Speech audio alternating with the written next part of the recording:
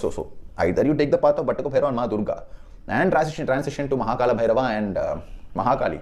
Otherwise, it's absolutely fine where if you directly go to them, but realize that roughly by a year or so, they will break you up in such a way that if you're very attached to your father, if you're very attached to your mother, you're very attached to your spouse, your job, they will break it up completely. You will find that the mattress you're sleeping on is pulled out of your bed and you're just landing on the floor.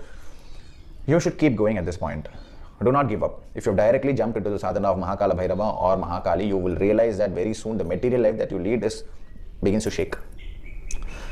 Why it shakes is because it is just detachment setting in. Do not panic. Realize that even as the detachment sets in, do not wish for anything but oneness. These two deities, Maa Kaali Bhairava and Maa Kaali, Bhattuka Bhairava and Maa Durga. Here you wish for wealth, you can wish for grandeur, everything is fine while keeping Kala Bhairava Ashtakam and Adi Kali Strota or Stava with you. Here, if you go to Maa Kaali Bhairava and Maa Kaali directly, but you are still having materialistic goals, realize that everything will break and crumble and come back to you.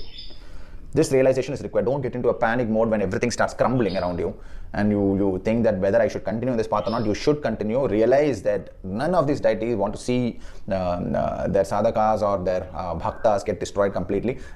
Especially Maa Kaali will not want her sadhakas or her bhaktas suffering. So what she does is she essentially detaches you while also allowing you to, because you directly come to that smashana mode, that final mode, you jump directly without going through the Bhattuka and Maa Durga path. You directly jump to the final path. What she will do is basically crumble you out to such an extent that you're not attached to anything anymore, but you will still have everything. So the wife or the father that you're completely in love with, they might leave you. There might be big fights in life. You might not be able to coexist with anybody as you go higher and higher in this path. You might find that they simply are unable to sustain with you.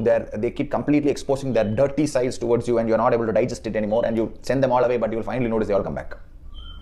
They will all come back. Everything will come back. So if you jump directly to Maa Kaali Bhairava or Maa Kaali, realize that it will be a roller coaster.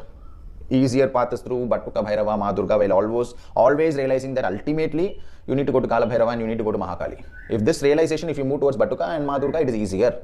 It is an easier path because as life transitions, they take you right. It is the young girl or the young boy with this power being powered by their mother. That kind of growth that Bhattuka and Maa Durga together can give you. But both, Bhattuka has to go towards Maa Kaali Bhairava and Maa Durga ultimately leads you to Maa Kaali. As Vairagya sets in, you will find yourself associating more with these Digambara deities. Both paths are fine. Don't get too confused. Don't just jump into some podcast somewhere talks about something. Don't immediately change your entire life. It's very simple.